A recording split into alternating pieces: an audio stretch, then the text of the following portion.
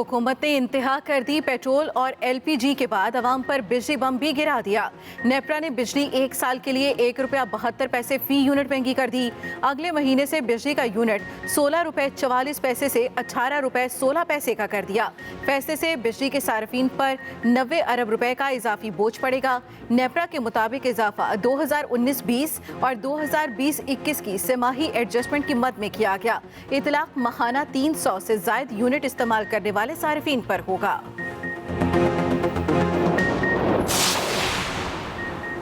शहबाज शरीफ ने बिजली की कीमत में इजाफे को हुकूमती करप्शन और नाअहली का ताज़ा जुल्म करार दिया। अपोजिशन लीडर कहते हैं मौजूदा हुकूमत महंगाई, करप्शन, नाअहली की आसमानी बिजली बनकर कौम पर गिरी। महंगाई का कहर बरसात पर हुकूमत के खात्मे से ही गुरूब होगा। 3 साल से जायद अरसे में हुक्मरानों ने अवाम को सिर्फ महंगाई दर महंगाई दी। हुकूमत का हर फैसला कौम के लिए एक नया बहरान पैदा हुआ। हुकूमत ये जालिमाना इक़दामात फौरी वापस ले। मरे को मारे शाहमदा, डॉलर भी तारीख की नई बुलंदियों पर। इंटरबैंक मार्केट में $1 170.87 का हो गया। रुपए के मुकाबले में डॉलर की कदर में 40 पैसे इजाफा हुआ। दूसरी जानिब पाकिस्तान स्टॉक एक्सचेंज में मंदी और इजाफे का रुझान। 172 पॉइंट्स इजाफे के बाद 100 इंडेक्स 45,044 पॉइंट्स की सतह पर बंद हुआ।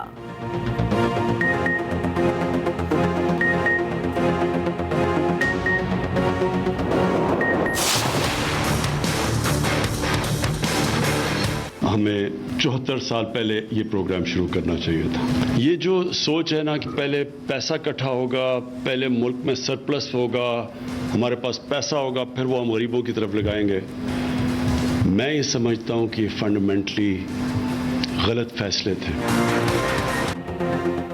वज़ीर आज़म इमरान खान ने कामयाब पाकिस्तान प्रोग्राम का इफ्तिताह कर दिया। तकरीब से खिताब में कहा, माजी में गलत मुआशरी पॉलिसीज बनाई गई, तालीमी निज़ाम की यकसानियत के लिए किसी ने तवज्जो नहीं दी। पाकिस्तान का पूरा सिस्टम एलीट के लिए बना है। अदालत में अमीर और गरीब का मुकाबला हो जाए तो गरीब जीत नहीं सकता। महंगाई का दिफा करते हुए बोले, दुनिया भर में तेल की कीमतें बढ़ी, उस मुकाबले में पाकिस्तान ने कम बढ़ाई। गंदुम भी 37% महंगी हुई।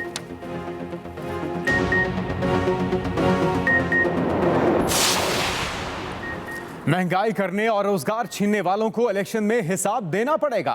मुस्लिम लीग नून के रहनुमा हमजा शहबाज का कोट मिठन में वर्कर्स कन्वेंशन से खिताब। कहा, आज बिजली की कीमतें दुगनी हो चुकी, किसान परेशान है। मौजूदा हुकूमत ने 1 करोड़ नौकरियों का झांसा दिया और जनूबी पंजाब के नौजवानों का 30% कोटा खत्म कर दिया। 2023 में अवाम शेर को मुंतखब करके बल्ले को गर्क कर देगी।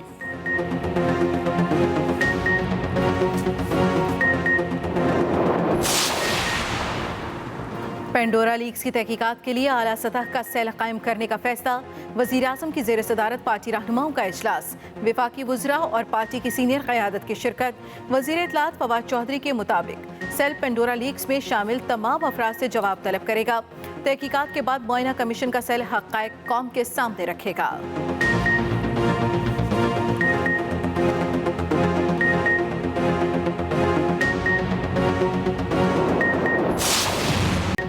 सबसे बड़ा मालियाती स्कैंडल बेनकाब। पेंडोरा पेपर्स ने पेंडोरा बॉक्स खोल दिया। 700 पाकिस्तानियों की ऑफशोर कंपनी सामने आ गईं। वज़ीर ख़जाना शौकत तरीन, सेनेटर फैसल वावडा, वफाकी वज़ीर मोहसिन इलाही, सीनियर सूबाई वज़ीर अब्दुल अलीम खान, खुसरो बख्तियार के भाई उमर बख्तियार, साबिक़ मुआविन ख़ुसूसी वक़ार मसूद के बेटे का नाम भी शामिल। पीपल्स पार्टी के शर्जील मेमन और इसाक डार के बेटे अली डार भी मालियाती स्कैंडल में मुलव्वस। CEO अबराज ग्रुप आरिफ नकवी और तारिक शफी का नाम भी पेंडोरा पेपर्स में शामिल। एग्जैक्ट के बानी शुएब शेख समेत मुतादिद बैंकारों और कारोबारी शख्सियात के नाम पर भी ऑफशोर कंपनी सामने आ गई।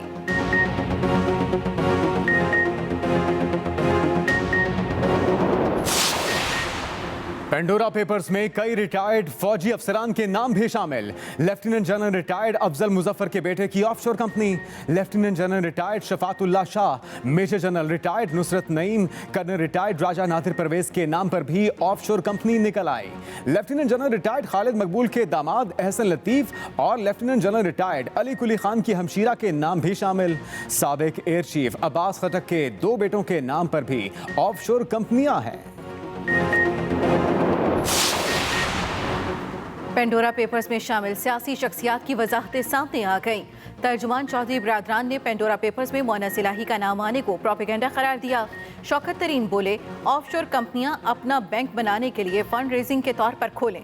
सीनियर वजीर अब्दुल अलीम खान ने कहा, वही कंपनी और वही फ्लैट हैं जो 15 साल से डिक्लेयर हैं। नून लीग के नायब सदर मरियम नवाज का जुनैद सफ्दर की ऑफशोर कंपनियों के मुतालिक खबर नशर करने वाले चैनल के खिलाफ कानूनी चाराजोई का ऐलान।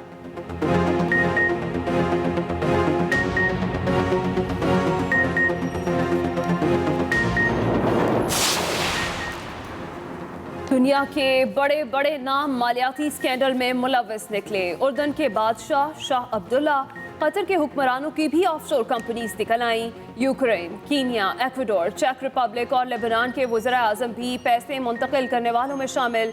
टोनी ब्लेयर भी मुलव्वस। Sachin Tendulkar, pop star Shakira, super model Claudia Schiffer, भारतीय सनतकार अनिल अंबानी ने भी बहती गंगा में हाथ धोए।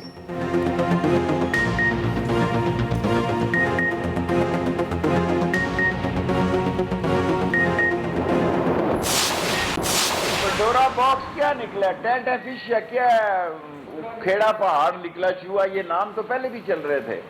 और इमरान खान के बयान देने के बाद मेरा ख्याल है उसने, इमरान खान के बयान ने सबके मुंह चुप कर दिए। खोदा पहाड़ निकला चूहा। वफाकी वज़ीर दाखिला शेख रशीद ने पेंडोरा पेपर्स को टाइम फिश करार दे दिया। मीडिया से गुफ्तगू में बोले, ये नाम तो पहले भी गर्दिश कर रहे थे। वज़ीर आज़म ने तमाम अफराद के खिलाफ तहकीकात का फैसला किया है। तालिबान से मुज़ाकरात का क्या नतीजा निकलेगा मुझे नहीं पता। मुज़ाकरात करना वज़ीर आज़म का फैसला है। मजीद कहा, शनाख्ती कार्ड्स का गन साफ कर रहे हैं। एक दिन में पासपोर्ट जारी करने की फीस 10,000 रुपये मुकर्रर कर दी है।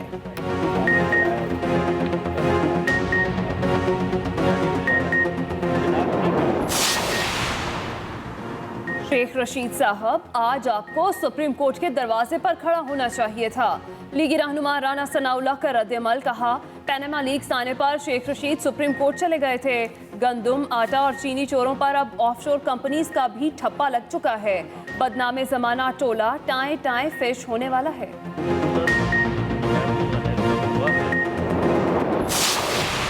मुल्क में कोरोना की शरह 3% से नीचे आ गई, मगर वार अब भी जारी। 24 घंटों के दौरान मुल्क में वबा से 27 अफराद इंतकाल कर गए। 1490 नए केस रिपोर्ट।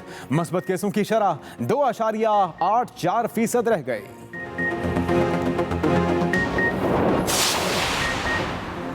पंजाब और खैबर पख्तूनख्वा में डेंगू के मजीद 270 केस सामने आ गए। लाहौर में 24 घंटे के दौरान 153 मरीजों में वबा की तशखीस। सिंध में 24 घंटों के दौरान डेंगू के 27 केस सामने आए। सिंध में रवां साल डेंगू से 6 अमवात भी हो चुकी हैं।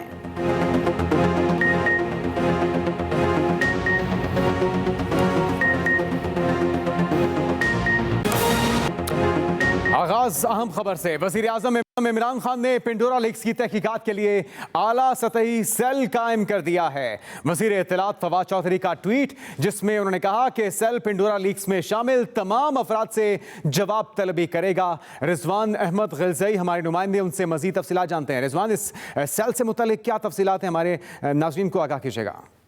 जी, वज़ीर आज़म की ज़ेर सदारत आज हुकूमती रहनुमाओं का इजलास हुआ, जिसमें वफाकी वज़रा और अटॉर्नी जनरल पर मुश्तमिल जो एक कमेटी गुज़श्ता रात कायम की गई थी, उसने जो पेंडोरा लीक्स की इब्तदाई रिपोर्ट है वो इजलास के सामने पेश की। साथ साथ वज़ीर आज़म ने तमाम शुरका से तजवीज़ तलब की कि पेंडोरा पेपर्स की तहकीकात कैसे की जाए, और फिर इजलास में ये फैसला किया गया कि पेंडोरा लीक्स की तहकीकात के लिए जो वज़ीर आज़म का मुआयना कमीशन है उसके तहत एक खुसूसी सेल कायम किया जाएगा। ये सेल जो पेंडोरा लीक्स में शामिल पाकिस्तानी है उनको तलब करके उनसे तमाम तफसीलात हासिल करेगा, और उसके बाद इस सेल को FIA, नैब और FBR जैसे तहकीकाती इदारों की मुआवजत हासिल होगी, और जो ऑफशोर कंपनीज हैं उनकी जो कानूनी हैसियत है और उन कंपनीज के लिए जो सरमाया है उसकी जो कानूनी। रिजवान, आपसे मजीद तफसीलात जानेंगे। वज़ीर मुमलिकत बराए इत्तलात फ़ारूक हबीब हमारे साथ मौजूद हैं। बहुत शुक्रिया फ़ारूक साहब। बताइएगा कि सेल के TORs क्या होंगे, इसमें कौन कौन शामिल होगा, और क्या तमाम जो हक़ाइक़ होंगे, जो तफसीलात होंगी, अवाम के सामने भी रखी जाएंगी या नहीं? देखिए, सबसे पहली बात तो यह है कि वज़ीर आज़म इमरान खान साहब ने जो पेंडोरा लीक्स आए हैं इसकी जो तहकीकात हैं इनको वेलकम किया है, इनको खुशाइंद करार दिया है, क्योंकि वो हमेशा आलमी फोरम्स के ऊपर भी इस हवाले से जो है वो बात करते रहे हैं। और इसमें जो प्राइम मिनिस्टर इंस्पेक्शन जो टीम है उसके अंदर एक सेल बनेगा जिसपे 3 रुकनी उसके मेंबरान होंगे, उनके जो नाम आपके सामने आ जाएंगे डिसाइड होते हैं जैसे ही।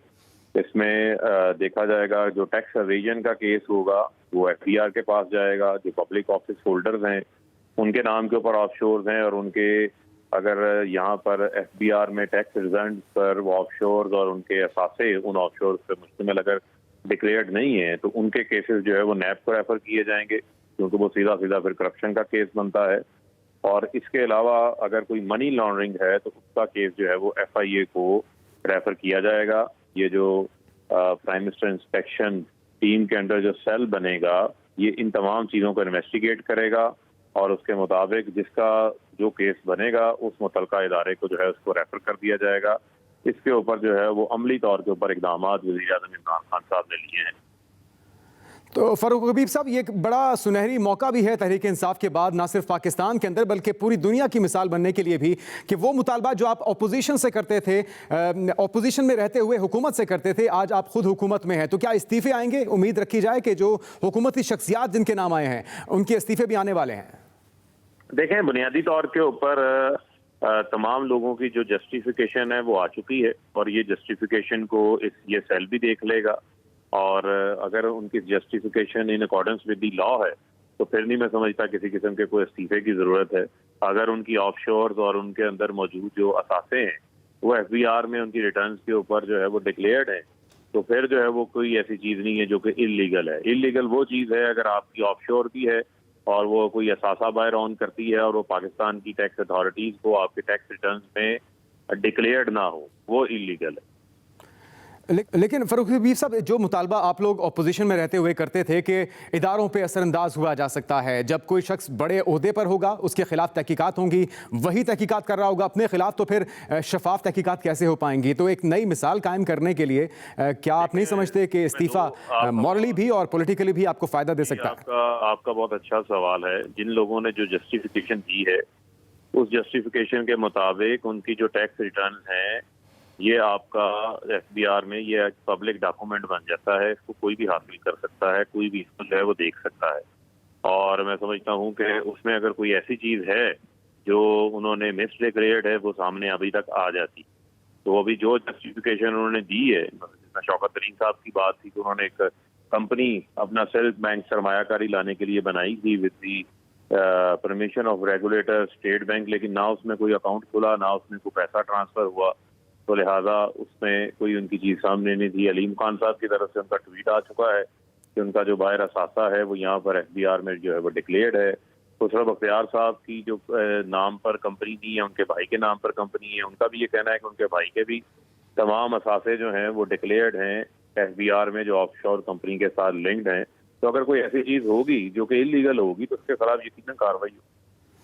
अच्छा, एक चीज़ जो फारूक हबीब साहब हमने माजी में देखा, पनामा लीक्स के अंदर भी बेशुमार पाकिस्तानियों के नाम थे, ब्यूरोक्रेट्स थे, जजेस थे, रिटायर्ड फौजी थे, इस बार भी 700 से ज़ायद पाकिस्तानी हैं। तो क्या सिर्फ सियासतदानों के खिलाफ कार्रवाई होगी या बिला इम्तियाज़ होगी, और क्या कोई टाइम फ्रेम भी है कि कब तक ये तहकीकात मुकम्मल होंगी? नहीं, देखें, ये तो तमाम इनको जो है वो तफसीलन देखा जाएगा और इसकी तमाम तफसीलात जो हैं वो सामने लाई जाएंगी।